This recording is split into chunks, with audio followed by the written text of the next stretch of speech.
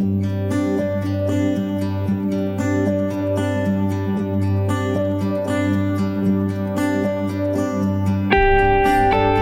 nice to see so many of you in our Zoom room today.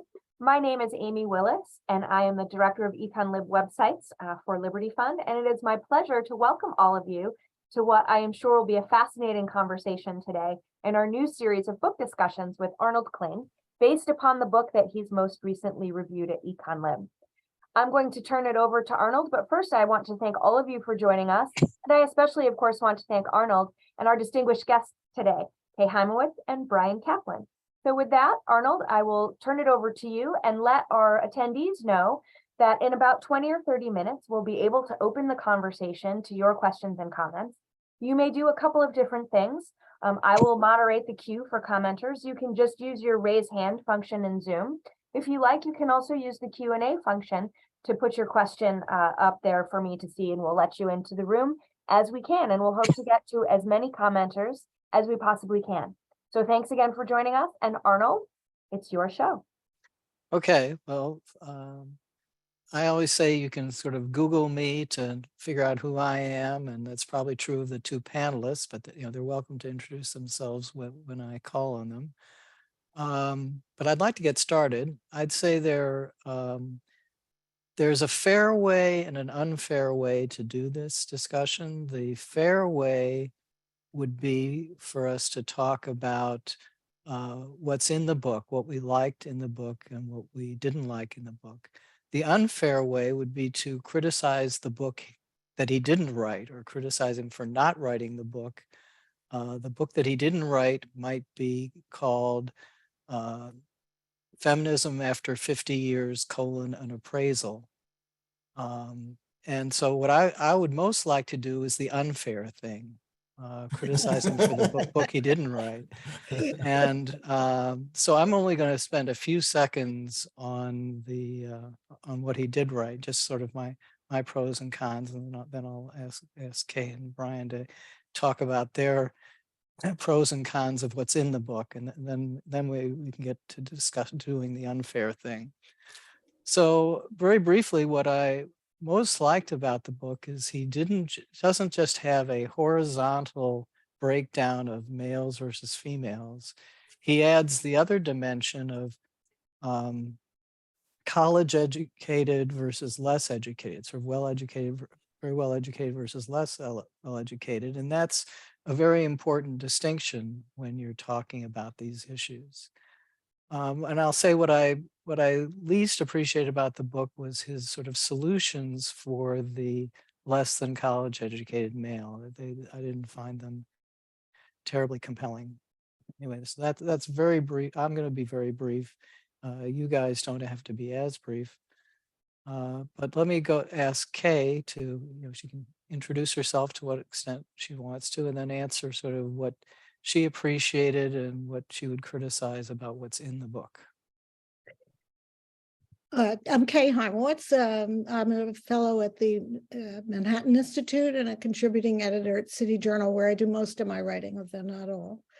And also wrote about 10 years ago a book called Manning Up, which was about had a lot of these same themes in it. And I may refer back to that at some point. I most appreciated that somebody of the center left was willing to take on this subject, which, as I mentioned, I had started writing about 10 years ago. I'm not the only one. Christina Hoff Sommers wrote a very important book, War Against Boys. Hannah Rosen. We had noticed that boys were not doing as well in this new knowledge economy as they had been, and that there was a change going on, certainly in higher education, but also increasingly in the workplace. And now we're seeing even more of that now. So I appreciate that Richard was willing to take that on. This is not a popular subject among his peers. And he mentioned that he was discouraged from writing it. And I don't doubt that that's true, by the way. I don't think he's just trying to pump himself up. And even now, if you listen to some of the podcasts he's been doing, and he's been doing a hell of a lot of them, there are people who are just kind of so surprised that this is happening. It's just not part of their vocabulary. And then some people who are very angry, usually feminists, are very angry that they're bringing it up at all. So I do appreciate that Richard was willing to do that. I have my biggest objections to the book, which will come out, I'm sure, during our discussion in the next hour, have to do with his slighting of the family issue, which has always been one of my major issues. I think that so much of what he's describing has to be connected to the breakdown of the family, particularly among low-income people. We know that boys are particularly affected by that.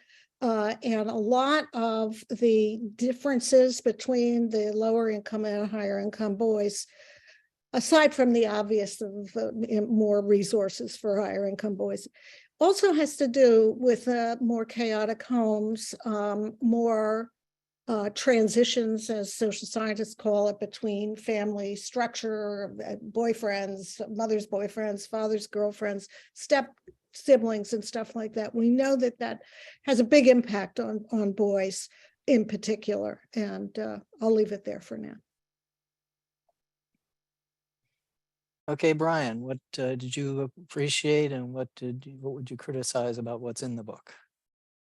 Right. So I'm Bryan Caplan. I've written the New York Times bestselling Open Borders, Myth of the Rational Voter, Case Against Education. And most recently, I published Don't Be a Feminist, Essays on Genuine Justice. And I too will say, I got actual interventions from friends before it was released saying, do not publish this book. It will ruin your life and your good name, and all of your other work will be thrown into the trash can as a result. I listened and waited for a while, and so far, so good. Nothing bad has actually happened to me over it. But again, I'm not saying this to get pity or anything like that. It's just at minimum, whether or not feminist anger is as bad as people say, fear of feminist anger is definitely as bad as people say, because the fear is there and people who care about you will warn you. Now, in terms of what to say about this book, my one sentence summary is it's a ratio of 1 part common sense to 3 parts woke boilerplate. As to whether Reeves really believes the woke boilerplate is a little hard to know, but still, there are totally reasonable points about boys not doing very well in school, or non-college men are not doing very well in the economy, or it's bad for kids to grow up in broken homes. And that's all in there. That's all fine. But it's all embedded in a much larger amount of standard boilerplates where it's not even really examined. It's just, look, of course, we need to be figuring out a way to get parity. How can we get 50-50 gender representation in almost anything? Now, inside the book, to be fair, there's like 3 parts where he says, oh yeah, not that.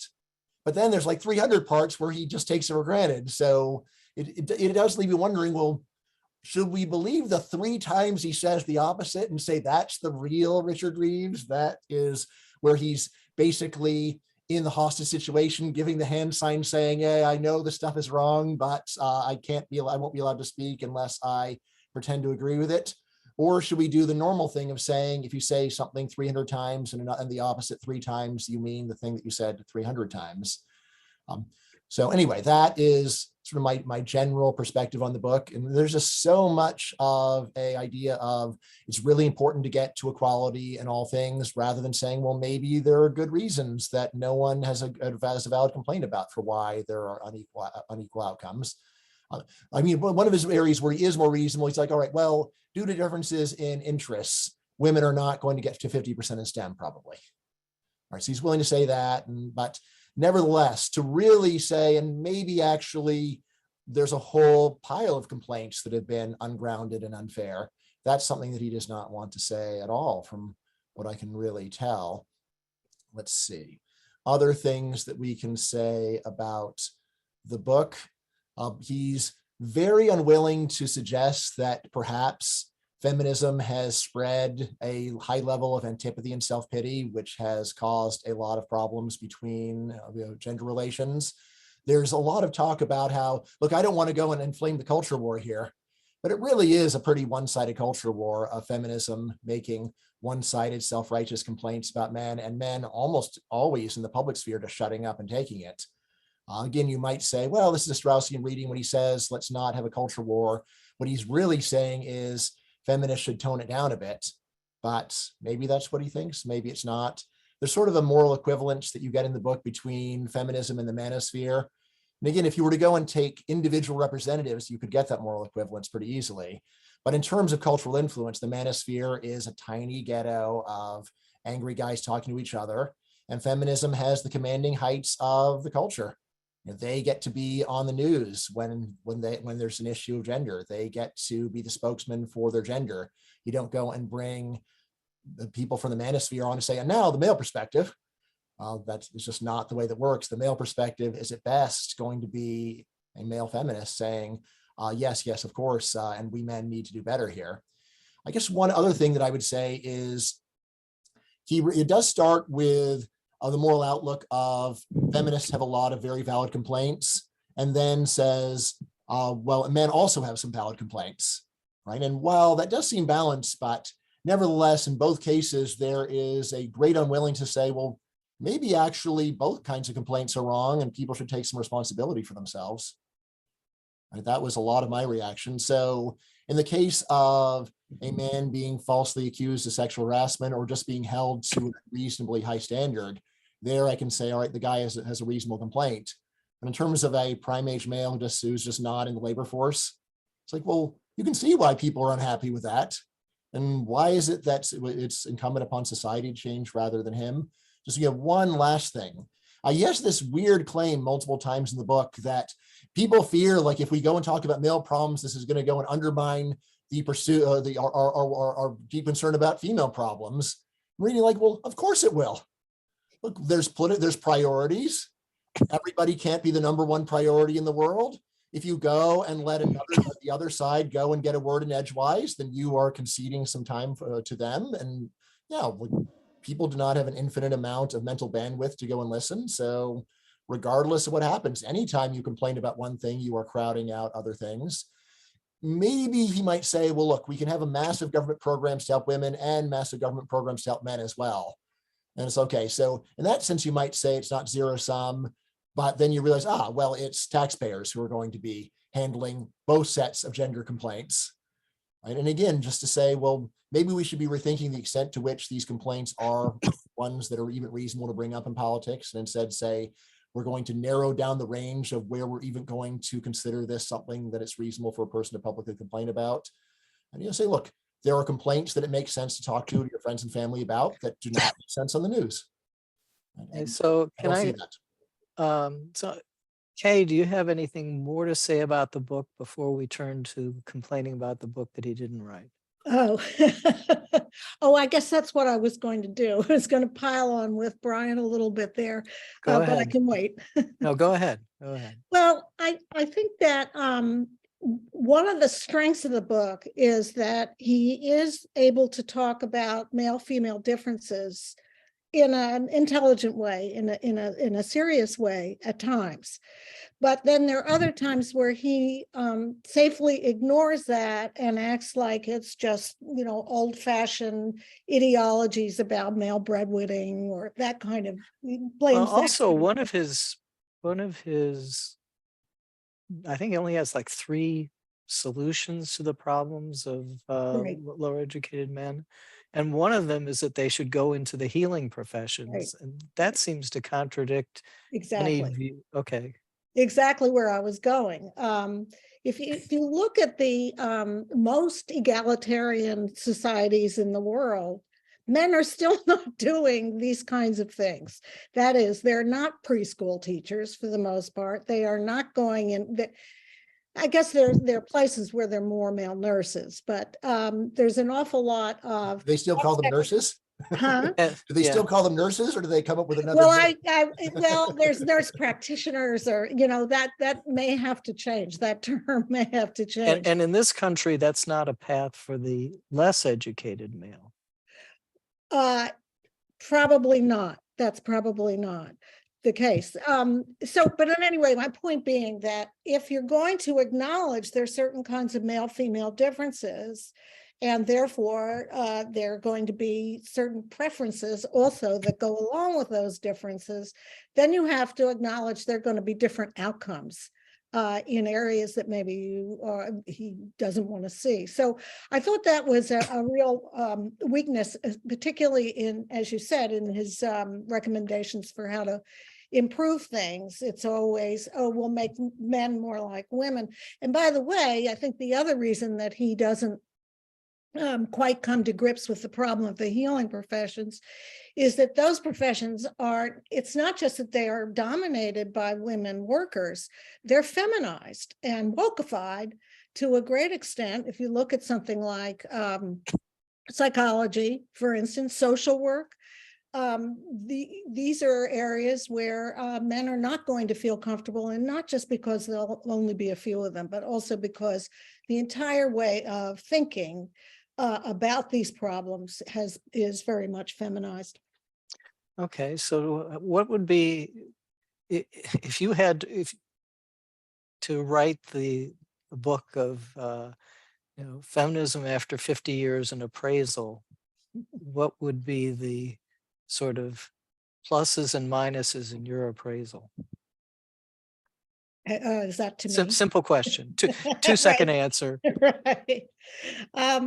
I think for me, it would be that women, feminism has given women all sorts of outlets for their talents and energies that they have not had. It has insisted on, although I don't always think with the right vocabulary, better treatment from men in the workplace. Very important, I think. But at the same time, it has undermined the interconnections between men and women, and the interdependence, I should say, between men and women. That whole idea of women need men like a fish needs a bicycle. I mean, it's ridiculous. Women need men and men need women, and that's the way we have to think about it. And children need both, of course, as well. So I think that I would give a very mixed description of feminism. I'm happy that I'm here right now talking to you guys, whereas I might not have been in an earlier generation. And I'm happy that my girls have those opportunities as well. But I think that they've been sold a misunderstanding about women and men and the relations between them and the necessity of them working together.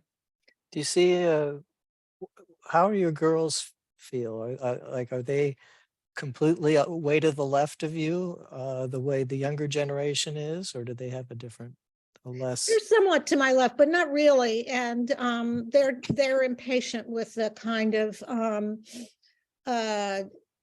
some of the misgendering that's going on and misunderstanding. On the other hand, they complain about their husbands a lot, but I think that's inevitable in the current arrangements. And I think they understand that there really are differences between men and women that will be very frustrating to women who inevitably are going to be more in charge of the home. Yeah, even if they're working full time. And this is a problem that I think feminism has made very difficult to solve. There's no real solution, but to ease up, because you're not allowed to acknowledge that there's certain kinds of things that women are just going to be better at. All right, and Bryan, do you want to take a stab at writing this book, or would you just say refer people to your latest in essay? a way, I did write the book, where it's really just the title essay of the book, Don't Be a Feminist. Just the main things I would say are almost all of the good things people attribute to feminism, I think are better attributed to improving technology and to declining family size. Right. So as long as you have primitive technology and large families, then you're not going to see much female contribution to the labor force, because under pre-modern conditions, taking care of a household is just a full-time job. And there are fundamental reasons why really every society has had women specialize in household production and childcare, and men have done the other. Then we did have these changes in technology and family size, which just transformed the situation. So I'd say, if you had feminism in the year 1 AD, what difference would it really have made? They don't have the technology. They got big families. The only thing you might imagine is maybe feminism would have led to small families 2,000 years earlier. Also, Well, I guess the other thing is I think there needed to be some kind of movement in the 1960s.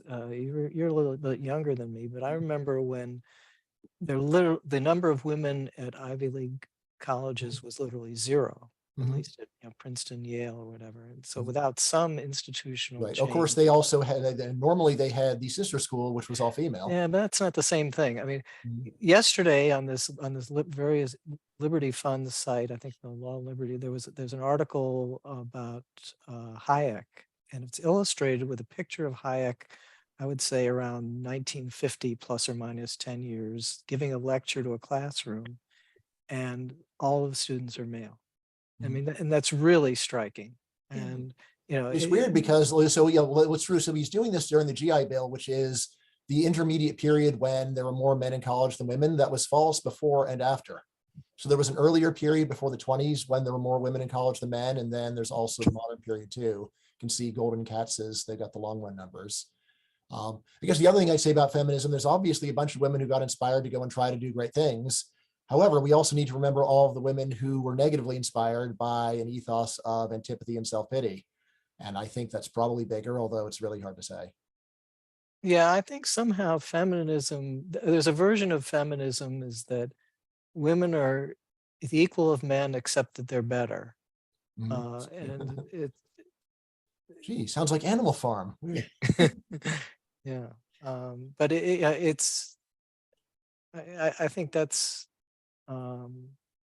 it's made it difficult for men to feel comfortable in some situations. Like your description of, earlier description of sort of men because people keeping quiet on things.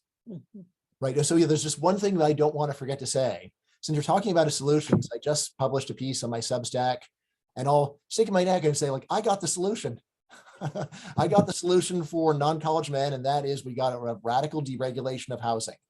This is a huge industry with massive pent-up demand because we have regulated it so heavily and prices are so crazy high, deregulated, and we could be producing an enormously larger amount of housing for decades to come. These jobs are currently almost all done by non-college males. It's exactly the kind of non-feminized labor that will appeal to all sorts of men who currently feel alienated from the situation. These are high-paid jobs. They'll be contributing to a better world. And there's all sorts of pile-on effects like improving economic mobility. Right now, or actually just to back up, so 50 years ago, it was really easy for someone from Mississippi to get a better life, just move to a higher paid state. It's problem solved. But with housing regulation, the rent now eats up more than the wage gain. So if we deregulated housing, we could get those housing prices down and restore that kind of economic mobility. Well, but let me push back on that. I think another problem for college-educated men may be more sociological than purely economic, and that is that the marriage rate among less educated men and women is so much lower. And I'm wondering if Kay, if you have any thoughts on that as kind of a factor in things. I do indeed. Bryan, the job situation for men, let's say that you're solving it by your approach. You're still not going to change the fact that so many lower income, not poor, lower income males are going to not be part of a family, not to be living with their children. And the reason I keep harping on this is not because I'm sentimental or because I have daddy issues or anything like that, but because all of the evidence points to the fact that if boys are not getting that input from men, from fathers in the house, that they will fall behind, even if they can get a decent job. And what we know, well, there's a very interesting study that was done by Melissa Kearney, I've forgotten her co-author, where they looked at the fracking boom, I believe it was in North Carolina. And Dakota or Carolina? what, Dakota? excuse me, Dakota. Yeah, yeah. Oh my God. Yeah. You have to watch me. In North Dakota.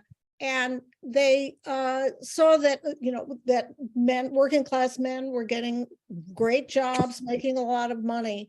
And in fact, the fertility rate went up, but the marriage rate did not. So in other words, whatever we've changed, whatever change has happened over the last 40 years, it's not just about money anymore. It's not just about men with work, although that's really important. I don't want to understate it. The fertility rate went up. Women were having more children alone. So that doesn't really solve the problem on its own. Yeah, well, my all-purpose economic solution to that is to get rid of means-tested entitlements and replace it with the universal basic income. And that's very counterintuitive. But the difference is that at the margin, if you get rid of means-tested entitlements and have just a flat income, at the margin, the second income is worth something. So if the woman is married, right now, almost 100% of her husband's income is going to be taxed away if they're both, because of, but when she was single, she was getting the food stamps and the Medicaid and so on. And then she gets married and all of a sudden she loses the eligibility for that. So there's no noticeable improvement in resources for marriage. So anyway, that's my random economic thing on that. I guess we can have a separate discussion of that because I'm sure other people are going to object, and so I will keep people from objecting by changing the subject. And maybe the best way to change the subject, Amy, is are there people just dying to give their questions in? Well, there are indeed, Arnold. So let's let John Alcorn into the conversation first. Give me 1 second to find you here, John. All right. You have to unmute. John, you are in the room. There you go. I posted 2 questions. Amy, do you have a preference? I like the technology. Let's start with the first one, the technology shock. Okay, I'd like to ask the panel about technology shock. Reeves includes automation, a kind of technology shock, as a cause of decline of good blue-collar jobs for uneducated men.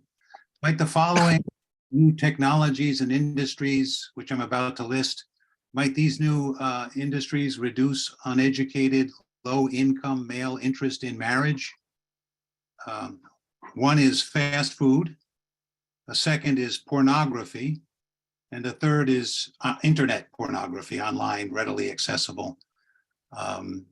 And third is video games. My thought is that perhaps many educated low-income men find these industries affordable, satisfactory substitutes for home-cooked meals, marital sex, and family life. I mean, there may be a consumer side to the. Yeah, I mean, what Reeves emphasizes the human capital formation. It's important, but I'm asking you to consider whether there's a consumer side to this problem. Thank you. Okay, Kay, you want to start? Yeah, on that one? I think there's something to the consumer side, but I think that a lot of men, we're framing it the wrong way. We're thinking in terms of, well, men won't marry women. The men get the women pregnant and won't marry them. That's not really what's going on. I think there are an awful lot of women who don't want to marry these guys. They find them irresponsible, not respectful. Often they have drug or alcohol problems. And there's also a more tendency towards domestic violence. A lot of times you'll hear working class women say, I don't need another child in the house, about their boyfriend or partner. So I think that it's wrong to just think, oh, the men don't want to get married because they have all these other pleasures. That's not the whole story at all.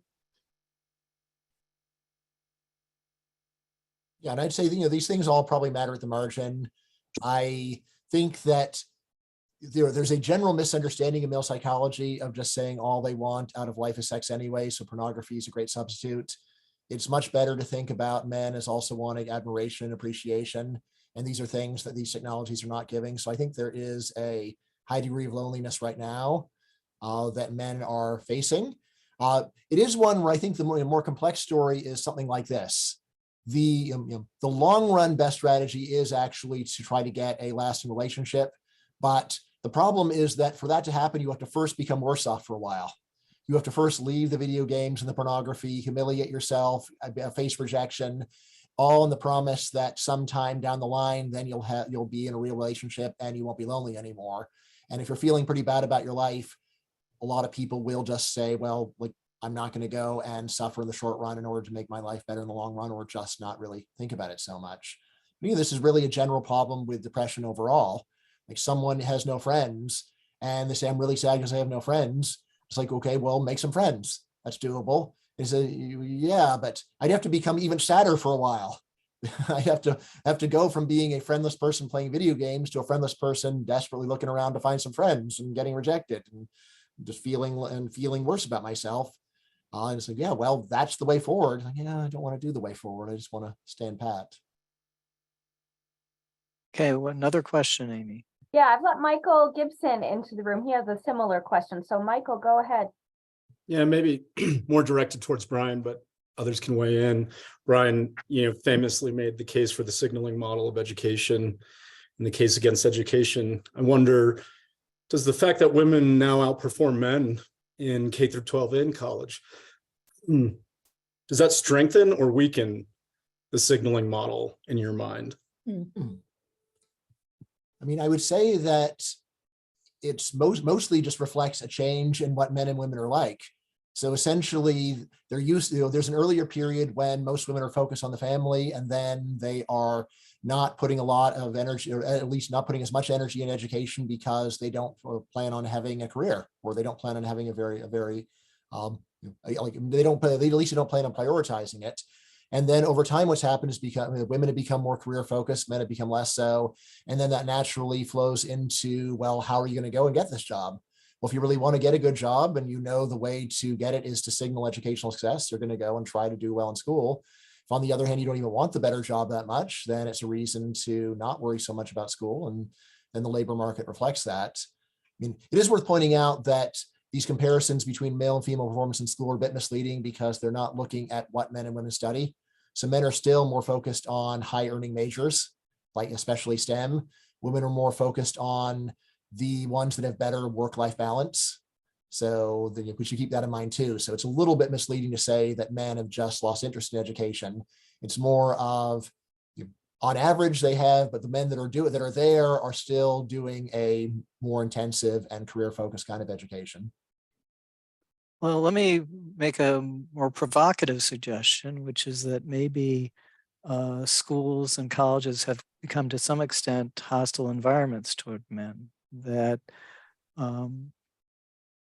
they, in some sense, they've become feminized. That, if you think of women as in the big five being, on average higher in neurosis, and in terms of sort of schoolyard behavior being less sort of open to fair competition and more of the sort of mean girls, let's exclude someone, not invite her to our party. If you have that kind of environment, it changes the value system. So the things that men like to do, compete and show, and maybe engage in intellectual combat, maybe engage in more physical activity, just have more recess and gym during elementary school. All those things are gradually degraded as women increasingly take over K to 12, this K to 12 structure, and women increasingly take over the value system with higher education. So I'm going to throw out that provocative way of looking at it. Okay, all right, Amy, you want to? Sure, Dwayne, I've let you into the room if you want to go ahead, please. Great, thank you. Just a quick question. The sad theme in the book was the overwhelming disparity between male suicide and female suicide. And I just wanted to get the sense from the participants on the call today, why, in your opinion, why is this happening? Did the book correctly represent what's happening? Angus Deaton, of course, has famously talked about deaths of despair. And, perhaps as you opine on this, can you also suggest what potentially exist out there for solutions to alleviate this? I think the suicide numbers are a little misleading. Well, there's no question that men commit suicide at a greater rate successfully than women. Partly it's because they're more likely to use guns, and women are more likely to try pills or something less violent. There's an awful lot, women do seem to score higher in depression in general. They tend to internalize. Men tend to externalize their bad feelings. But I think, again, I keep coming back to the family issue, but I wrote a piece for City Journal some years ago called Alone. And what I tried to show is that because of the breakdown of family, and I'm sure you guys are sick of hearing about this already, but I have to say it, there's been a loss of what's called kin connection. So more and more men find themselves as they get older without any connections. I mean, they've been, maybe they've never married, or maybe they've divorced. They are frequently separated from their children because families are smaller. They don't have that many siblings, and perhaps their own parents are already deceased. So they find themselves alone, and that is when you begin to see a lot of more drug addiction and suicide among men. Women, it's harder to commit suicide when you're a mother. Right. I'll just throw out that for a lot of traits, men show higher variance. There are more of them at the extremes than women. And so, in terms of psychological dysfunction, there may be plenty of women who have fairly mild psychological problems, but maybe not as many women who have extreme psychological problems. And it may be that the extreme psychological problems are what create things like, I assume that the ratio of male homelessness to female homelessness is much higher, and male suicide to female suicide. Amy? So if I can share my screen, I actually recently did a piece on male suicide rates. Here's what you get if you look all the way back to 1950. So yeah, like we were like 21.2 per 100,000 for men in 1950, and then it goes down, and then there's this U, and then it goes back up, and then women here, there's like some peak, and then it was low, and then it went up again. It's one where almost everyone has some big theory that they want to force in the facts, and if you just only look at like that part of the data, you can see it, but it's pretty complicated. The main general insight that I would say, there's a fantastic book by Warren Farrell called Women Can't Hear What Men Don't Say. And the main theme is just that women express their negative feelings because they get sympathy, and men shut up about their negative feelings because they don't get much sympathy. Right? It's a pretty, when you think about it, it's a pretty obvious point. I think it will at least resonate with a whole lot of men. If you just say, so how often, if you have negative feelings, do you go and make sure to tell your wife? And it's like, yeah, like that would make my feelings worse because she's not going to appreciate my negativity. She may very well get mad at me and say, oh, you've got problems, right? On the other hand, there is a much greater general social tendency when women have complaints or feel negativity to try to be compassionate and at least show some sympathy. So what this means is that anytime that we're just dealing with self-reports for male versus female negativity and just negative feelings of any kind, there is a built-in bias. And the more you are expecting the person to stand up and raise their hand and say, hey, I want to go and report some negativity, that's where we are learning the least about what men are really feeling. Mm. On the other hand, when we get down to rock bottom behavior of do you kill yourself, that's where we're seeing the most about what men are really feeling. So anyway, that is just a fantastic book overall. I mean, in a way, maybe it's the best relationship book that I've ever read, because I mean, again, you might think that it's just someone going and complaining about women, but it's not. He really is a peacemaker. Warrenfeld, he really is trying to figure out a way to get people that don't talk to talk. And when you read, it's like, well, like, for some it would work anyway. Improvement over what we've got now. Okay, Amy, you have Yes, anyone else in line? we have Shannon in here. Go ahead, Shannon.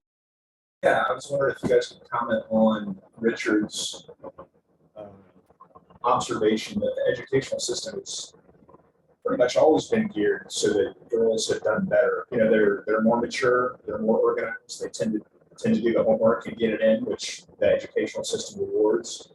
And then I think when opportunities were unlocked for women to go to college and stuff like that, they're outperforming boys and men in that setting as well. So I mean, he had some thoughts. I don't know if you guys agree with him or not, but since girls mature faster, maybe start boys a year later in school. I think there was a time when there were more male teachers. I mean, I'm almost 50, and when I was in high school, I don't know, maybe I had one teacher was a man for every 4 that were women. But I think that's changed. And he said that boys relate better in some settings to male teachers. So I mean, I think that's one of the things he was saying is I don't necessarily say the solution is right, but whatever has caused the many fewer men teaching at the K through 12 level, can we maybe rethink that? So can you comment on his observations of the educational system in general, and maybe some of his recommendations for how to improve that? I would point out that some of that Richard has a tendency to be overly excited about some research, in my opinion, and redshirting, that is holding kids back, boys back, from starting school till they're a little older, is one of those examples. And I think, Arnold, you referred to this in your review. The research is just not that compelling. There's some indications, and by the way, I myself would love to hold my grandson back, who is a December baby in New York City. But so I'm not saying it's a bad idea necessarily, but in terms of the structural change, I'm not convinced it would work. And even in the case of the research that he does quote as being so supportive of redshirting, the author has written recently that she doesn't see it as that important because the advantages tend to fade out over time as children grow older. Same thing with male teachers. I don't think, by the way, I find the idea of more male teachers intuitively appealing, but I don't think the research is very impressive on that subject, that it's going to make that big a difference. I mean, there's 2 ways that you can measure a difference. There's long run outcomes and there's immediate experience. So I think what you can say very confidently is that a lot of boys would have a better classroom time with a male teacher. Doesn't mean anything's going to be better for them in the future. It just means they're less unhappy while they're there, which we should not discount. Right. Yeah, I would say in terms of immediate versus long run, the fade out is exactly what I would expect. It's really, really rare for an educational intervention to have a significant, replicable, long run effect. So your baseline presumption is that that kind of intervention. What we're talking about is, let's say, have boys start kindergarten at the age of 6, and while girls start at the age of 5. And I mean, this is maybe stupid to bring this up, but as one anecdote, I was moved into 2nd grade when I was a year and a half younger than the typical student. And I would say the only and so you would predict big negative effects of that on my, sort of educational outcome. The only negative effect came when everyone else was 16 years old and had a driver's license and I didn't. But anyway, I just didn't, I didn't find that the type of research very compelling. And I don't know if Bryan, if you've written on what's your book on parenting again? What's the title? Selfish reasons to have more kids. Right, and that would suggest, I think the main takeaway from that is parents should just be a lot more relaxed about children, that they're just going to grow up the way they grow up, which would again cut against the idea that you get a major intervention. Right, and focus on the here and now. So, like, what can you do to make your kid happy today?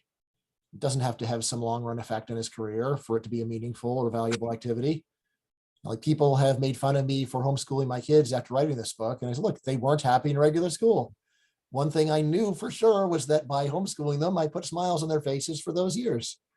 Even if there's no long run benefit, still they had 6 better years. So I did what I did and I'm happy to do it. And I don't need to have any bigger story. And I've always resented the fact that I showed up at in high school looking like the Doogie Howser or whatever. Even though I think in the end, even that. Coolest guy there. What do you mean, Arnold? Not in the eyes of my compatriots, but a bunch of teenagers. What do they know about what's cool? Okay. Next question, Amy. John Elkhorn, go ahead, please. I have a pair of questions on the education front. Let me start with boys and primary and grade and secondary. I'd like to ask Bryan about sex differences in diagnosis of mental illness in childhood. I know you've written about mental illness or the myth thereof. A large fraction of boys are diagnosed with ADHD.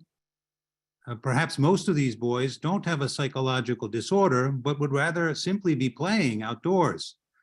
Maybe we need a revolution in primary and secondary education in order to engage boys in doing stuff, and then in apprenticeships, or I don't know, just a radical vouchers, let 100 flowers bloom, just whatever works in the here and now for boys to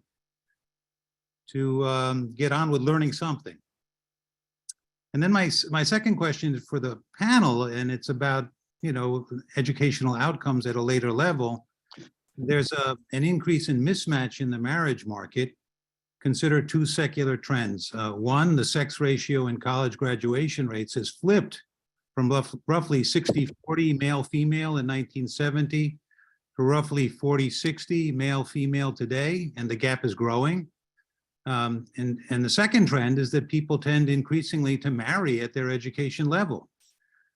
Taken together, these trends imply that large fractions of educated women and of uneducated men don't marry due to mismatch on the education dimension. And I'd say, Bryan, this means that a lot of, you emphasize the unhappiness of boys or depression, but I think this means there are a lot of unhappy educated women too, or I could be wrong. Right. So yeah, on your first point, John, that makes perfect sense to me. A general thing with psychological categorizations is often it's just totally normal human behavior that's not approved of, and then you say we're going to go and diagnose you and put a label on it. And to say, well, he doesn't pay attention in school. Yeah, well, you're boring. So who would? That's a disease that you're boring. My kid is a disease because you're boring. That is it's not a nice thing to say, but it's a reasonable reaction. And to have an alternative to just drugging kids. And of course, most of this comes down to parents, especially their willingness to defer to experts.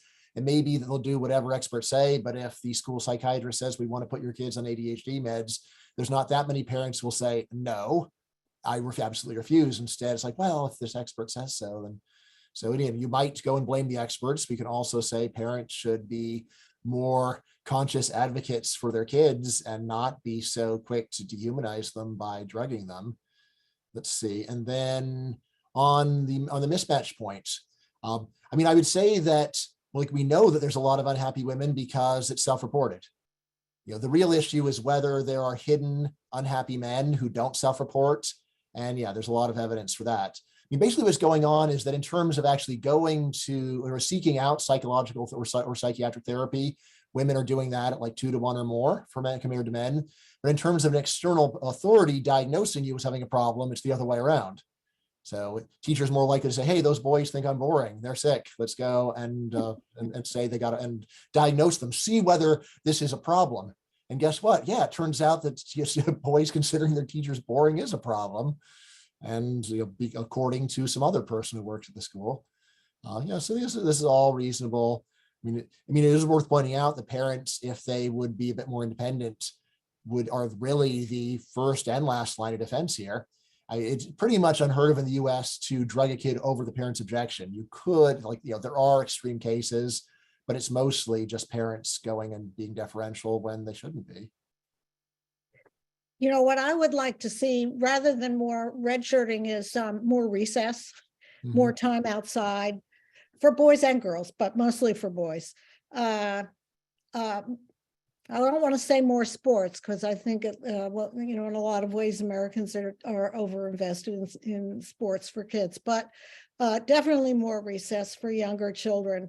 The other thing is to remember is that kindergarten and first grade have become much more academic over the last decades than they used to be. Kindergarten used to be just a time where you sort of made buddies and sat in a circle and sang some songs. And educators are much more interested in starting pre-reading and that kind of thing. Now that works for a lot of kids, but it doesn't. It's kind of a turnoff for also a lot of kids who are not ready for the academic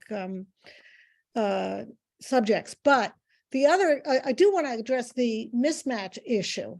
It is true that more and more women are marrying beneath them when it comes to education, but not when it comes to income.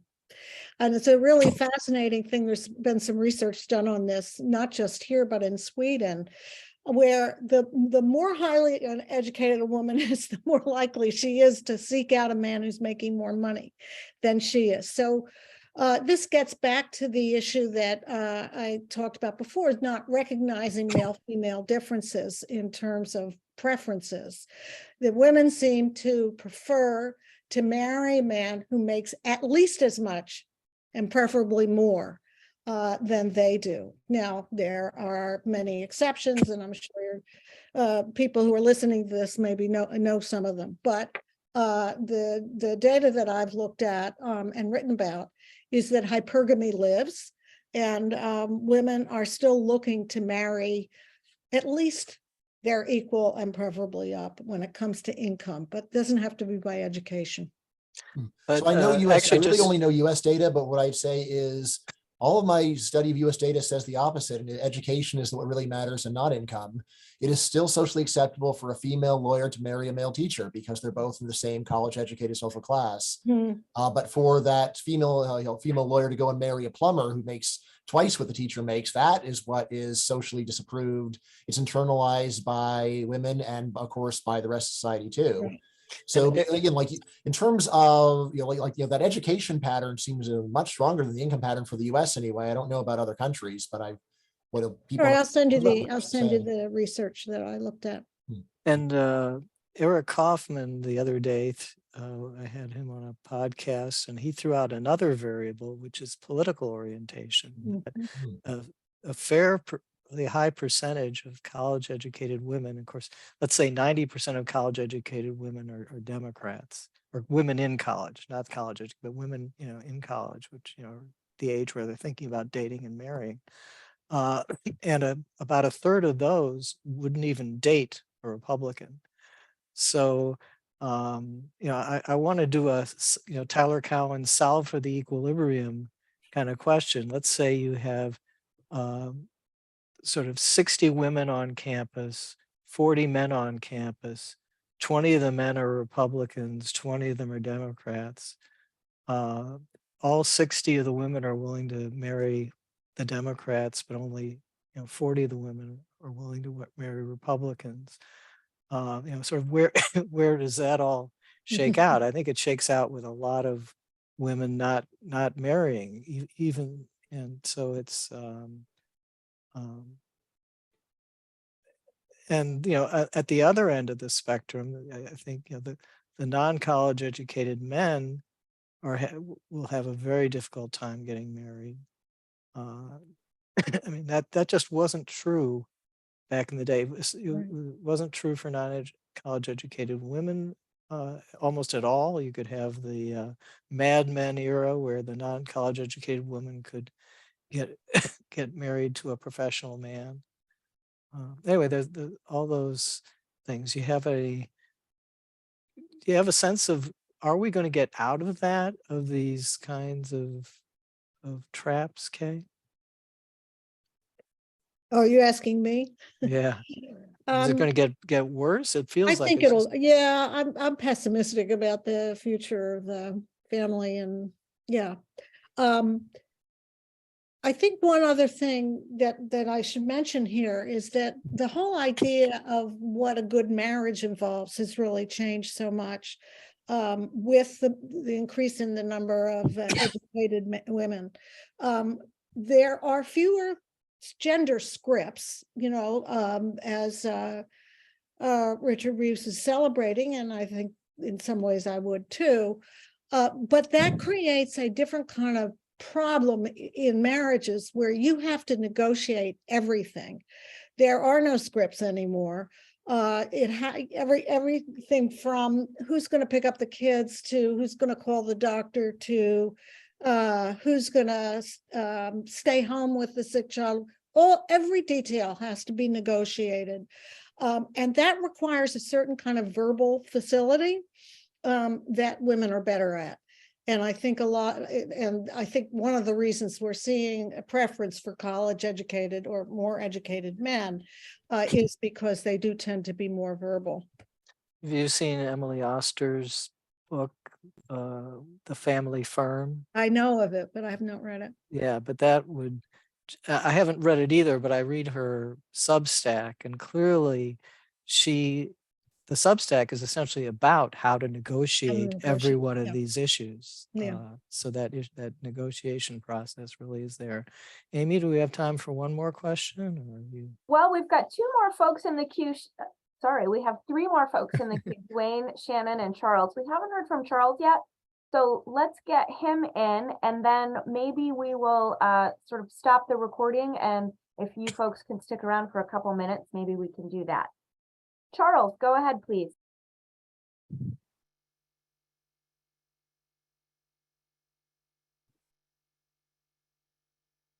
You're on, Charles. You have to unmute, though. Hi, thank you.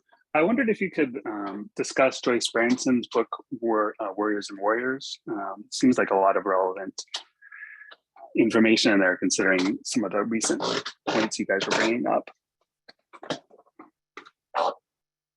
Well, I have a review of that up, and I'm sure Amy can put a link to it. Kay, what's your take on I that? actually haven't read it. I have to plead ignorance here. Okay. I'm working on some additional links here. So Dwayne, why don't you go ahead and I'll pop those in. Great. Quick, following up on Brian's original recommendation on the construction industry, should we be emphasizing more trade education? And so that's really to everyone. And there's a second part to that question, and that is, can you give me any insights as to why the labor participation rate is falling off so much? I mean, in other words, why are people just not working at all? And why has that change come about? So it's really a two-part question. Right. So I have a chapter on career and technical education in my book. I think all the evidence that we have for it looks great. Looks really good from the point of view of the student, and looks even better from the point of view of society, because you're learning real skills and not just creating more credential inflation, which is what regular education tends to do. This is the Case Against Education book? Yes. So in the Case Against Education. And then, sorry, what was your second question again? So Brian, why is the labor participation falling? Like, why do people not want to work? Right. So, like here you have to go and distinguish between COVID factors and pre-COVID factors. All right, so for COVID, we have a period where a lot of people make more money by not working. So there's that. And it's also the funding of the welfare state is so enormous during this period that a lot of people actually are able to pay down massive debts. They're able to save. And so they just have a lot of flexibility they didn't have before. That will fade out because human nature, there are people that are not big savers, will not sit on their savings for that long. So anyway, that is the COVID factor, which was big. And it combines, of course, with people who are really worried about COVID. That's more elderly people, but there's just some paranoid young people too. In terms of what's going on before, there you've got push and pull factors. You've got families that are just more tolerant, especially of guys that don't work and are willing to go and support them. And then you've got combined with decline in the opportunities for working class males. It's a little bit complicated because there was an earlier period when things were bad for the lowest skilled, and then that actually plateaued, and then we moved into a period where things got worse for the mid-skilled. Actually, the low skilled people, it's been a plateau for quite a while, actually. So it's kind of complicated, but but anyway, I would not discount just a very sociological theory about decline of the work ethic, but that has to combine, of course, with someone being willing to foot the bill so you don't starve to death. Yeah, I'm a great believer in vocational education when it's well done. One of the problems we see, though, is that community college, which might be the place where you expect these things to bloom, has become much more focused on getting kids into four-year colleges rather than training them for work that might be available in their area. And that really has to be reformed for the benefit of these guys that we've been talking about. As for the dropout from the labor force that you see, particularly among high school and less educated men, there's been a trend for a very long time. Nick Apperstadt has written about it extensively. Again, it's so related to the family issue, and the work and the change in work, of course, where you have to go to college in order to get a decent job. I think for a lot of men, these service jobs that are available to them at that level are so unappealing. They'll do almost anything not to take them. And unfortunately, sometimes their girlfriends will support them, and often their parents will support them. And then there's disability also. So there are all kinds of ways to manage. I don't fully understand how people do it, but evidently they do. Yeah, real quick. So while I would tend to be pessimistic at the aggregate level, I also always try to get people to just stop focusing on the aggregate level. What can I do with my life? That is a much more, a much better approach. I mean, you're thinking about everything's negotiation.